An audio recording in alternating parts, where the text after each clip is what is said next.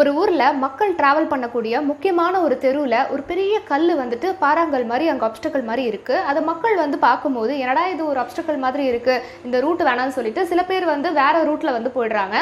சில பேர் வந்து இது ஏதோ ஒரு நல்ல காரியத்துக்கு போகிறோம், இப்படி வந்து ஒரு அபசகுணமாக இருக்கேன்னு சொல்லிட்டு வேண்டாங்கிற மாதிரி வீட்டுக்கே போடுறாங்க. அதில் ஒரு முதியவர் மட்டும் வந்து இந்த கல்லை வந்து பார்த்துட்டு இதை நகர்த்தணும் அப்படின்னு சொல்லி ட்ரை பண்ணுறாரு.